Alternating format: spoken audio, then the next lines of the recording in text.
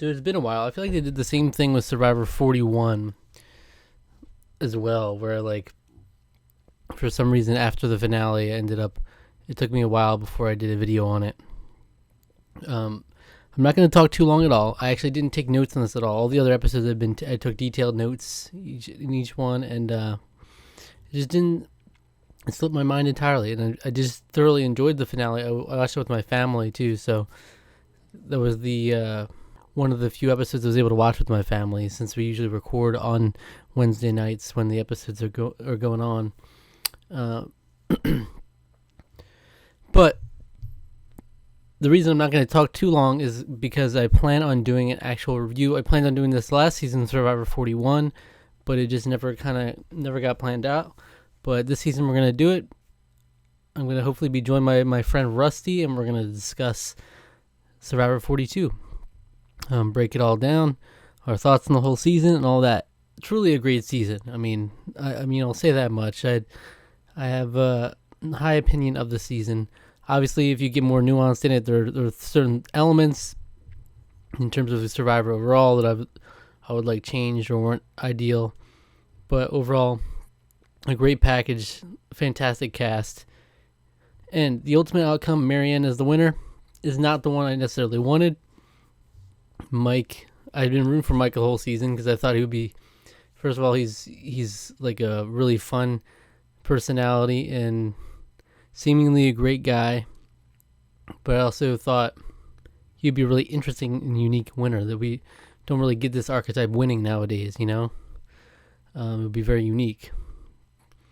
But we still kind of got that with Marianne in a different way, but it was also interesting. It ended up in the final three with the oldest player that season and Mike, and the youngest player in Marianne. I was kind of sour, like, not on the show or the season or the episode even, but I was kind of sour after the episode just because I wanted Mike to win.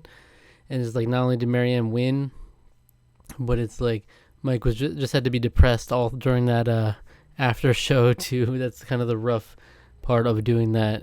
It kind of leaves the losing finalists in a bad spot. Because, you know, Marianne's on cloud 9, but Mike just got his dreams crushed.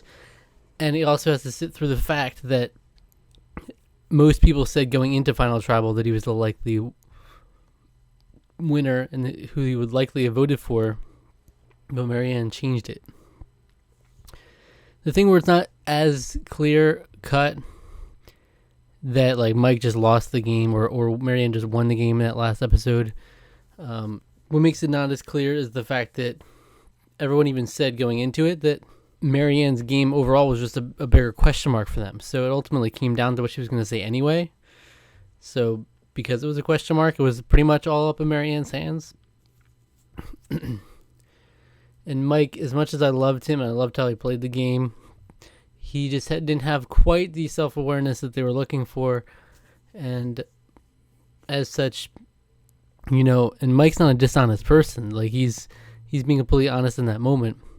But the only thing is, if there's a disconnect between what he's saying completely honestly and what the jurors are saying about his game, then that's like going to be a big knock on his game. Because like, oh, you are telling the truth. So you didn't even know the game you were playing completely here. So unfortunate. I wish he got more votes. I think he definitely deserved more votes in that spot. And the fact that like Marianne really just turned it up towards the end. Like, the move that took out Omer was huge. You've never seen, like, before, I talked about it then, someone skyrocket their position in the game so quickly in that moment, where she went from not close to being a likely winner to being the likely winner just like that. So, but I mean, also the overlooked part of that vote every time, the overlooked part is that Mike was the first one in the very beginning of the episode who said and acknowledged he needs to get Omer out.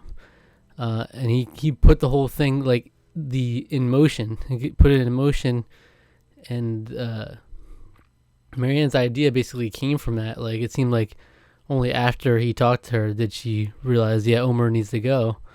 And then that gave her the fire, that lit the fire under her to actually put it in place. But yeah, the fire making challenge was fun too. Obviously, I think the best case scenario would have been if Jonathan won Final Four. And then there's the possibility that Mike is able to take out Marianne in fire making, and then Mike likely wins the game there. That would have been my ideal scenario. Though in postseason stuff, it seems like Jonathan was considering at least going into the fire against Mike, which we don't know exactly the full ramifications of that, but it seems like that would just set up for Marianne to win anyway. So, but it's a lot different when you're actually there, and it's like you put yourself in that position. But as the person who put himself in that do or die challenge with no hesitation, if anyone would do it, I could see Jonathan doing it for sure, putting himself in fire, even though he didn't know Marianne was the threat to beat. I think that would have been an epic story, but obviously not in the realm of possibility. He was never considering it, but to go into fire against Marianne, that would show a lot of like awareness, like, oh, Marianne is the likely winner here. But no, the problem is the jury didn't even know that Marianne was going to be the threat to win, so it's really finicky. But obviously, it would have been better for Mike if he got to go up against Marianne in fire making there, because even with beating Jonathan, it was still not enough to beat Marianne's very, very well said final tribal. You can tell she clearly rehearsed a lot of it. She said it so eloquently and with the charm as well. So it was really a good sell of her game. And that huge idol move, I thought for sure she was going to take out Jonathan at Final 5. Just for the heck of it. I was like, why not? Because at this point, I didn't know how in her favor the final tribal would be. So I'm thinking it's literally just like, why not? At that point, Jonathan would be a bigger challenge threat in the Final 4 anyway. And then if you save Lindsay, she would be grateful to you. So I was really expecting for Mike to be like completely blindsided by the fact that he would play his idol on Marianne, and Marianne then plays her idol on Lindsay in the most gangster move imaginable, and Jonathan goes in that spot. I thought for sure that was happening, but in retrospect, it set her up for the win. It was apparently a big moment for them, and it seemed like a big moment where she revealed that she had the idol, the only secret kept the whole game.